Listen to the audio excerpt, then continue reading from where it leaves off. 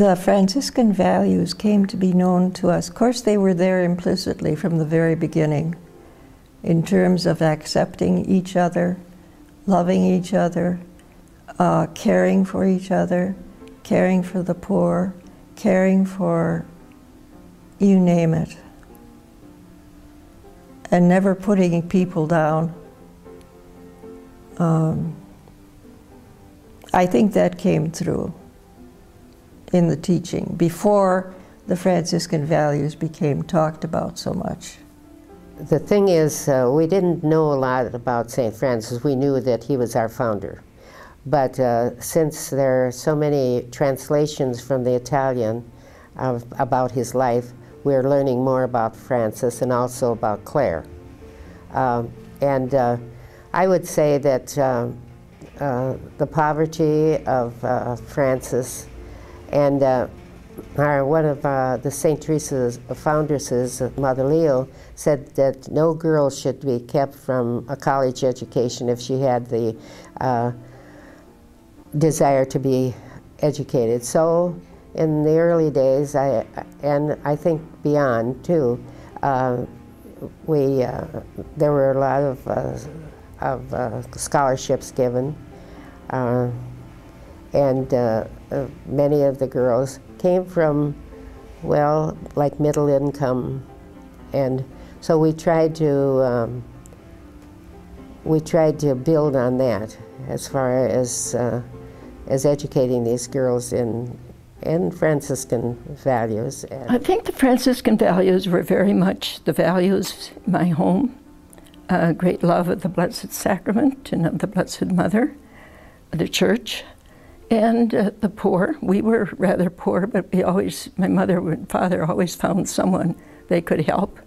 And we talk about Teresan loyalty and fidelity, about the same thing, charity, truth, and I think you can sum that up in integrity.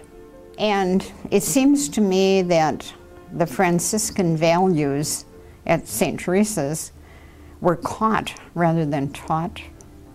I don't recall that anybody said you must put this in your syllabus or anything of that nature. But at least when I first went there in '69, there were many sisters who had taught at the college for a long time, and they were wearing the traditional habit for the most part. They were a presence on campus. They were seen going about their daily tasks, attending chapel, praying.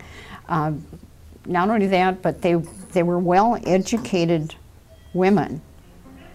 And so that they were heads of departments. They were the president and the vice president. I mean, they were really in offices that required a great deal of expertise and learning. So I think in a sense that just observing the sisters had a lot to do with learning the Franciscan values. But making it more concrete, it seems to me that in Franciscan values, well, let's start with Teresan values. Teresan values, in a sense, were predicated on Franciscan values, but Franciscan values were predicated on the gospel. The gospel came from Jesus. Jesus was a Jew, so that goes all the way back to the Old Testament. So you had some of these values that we say are our values. Let's say justice, for example. That was brought out in the Old Testament as retaliation, an eye for an eye, a tooth for a tooth. Jesus came and said, no, that isn't the way it is. You forgive your enemies, not once, but 70 times, 7 times, you know. And I think so that justice and forgiveness and conciliation and reconciliation were all part of our ideas at the school, but they have a long history. And I suppose my thoughts go this way because I am educated in history, and things don't just pop up and happen. I don't think the sisters who started the college said, now, we're Franciscans, so this will be a Franciscan college, and we will do this and this and this and this to make it one. It just sort of was an outgrowth of what they knew from their lives and all the way back, as I mentioned. I think the values were integrated in almost everything I taught. I taught art, and I taught teachers who were going to be students who were going to be teachers. And so I wanted them to really like art and not have it be a burden. I wanted them to be able to teach children a love for art and a love for nature, a love for the dignity of everything.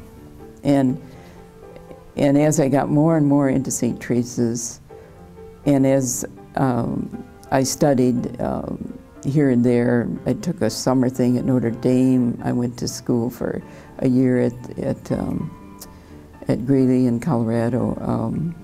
I was always learning. I mean, that was the way we were. We were always getting better as teachers, especially the sisters. There was a sense of relatedness, of joy in being together, and I think that's the key word, is relatedness, that had to do with people. It had to do with interaction with one another. I wasn't joining because they were teachers. I wasn't joining because they were nurses or any other ministry. It was like the Franciscans had this joy of life and